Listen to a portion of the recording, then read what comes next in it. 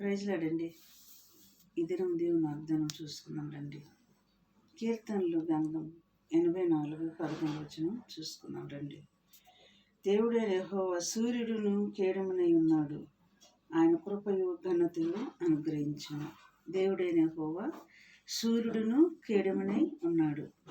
ఇలాంటి మాట ఆదికాండంలో కూడా మరి అబ్రహాం గారితో దేవుడు చెప్పాడు. ఏమనంటే, నేను నీ కేడముగా ఉంటాను అబ్రహాము, నేను వెళ్ళమన్న చోటుకి నువ్వు వెళ్ళు అని దేవుడు అబ్రహాం గారితో కూడా మాట్లాడాడు. అతను మరి దేవుని మాటకి ఎదురు చెప్పకుండా అబ్రహాం గారు దేవుడు వెళ్ళమన్న కాడికి వెళ్ళాడనమాట. ఈ దినం అదే చెప్తున్నాడు దేవుడు వాగ్దానం అదనమాట.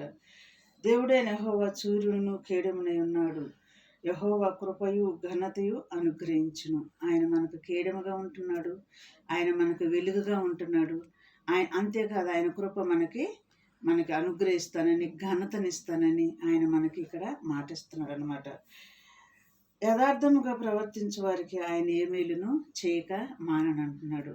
యథార్థముగా ప్రవర్తించాలంటే మనం దేవుని ఎదుట యథార్థత లేనిది మనం ఆయన యొద్ద నుంచి ఏ మేలులు కూడా మనం పొందుకోలేమండి. యథార్థత కావాలి, నీతి కావాలి. ఆయన మార్గంలో నడిచేటప్పుడు మనకి ఇవన్నీ మనకుంటే ఆయన మనకు కేడముగా ఉంటాడంట, మనకు వెలుగుగా ఉంటాడంట.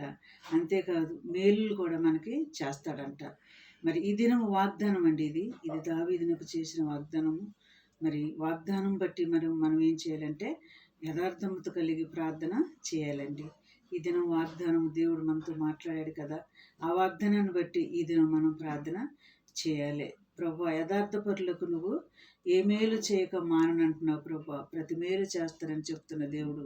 కాబట్టి మరి మేము యథార్థతగా నడుచుకోవటానికి నీ కృప మాకు దయచేయమని ప్రార్థన చేద్దామండి. మరి రండి, ఈ దినం వాగ్దానాన్ని బట్టి మనం ప్రార్థన చేద్దామని మరి కళ్ళు మూసుకోండి. చిన్న ప్రార్థన.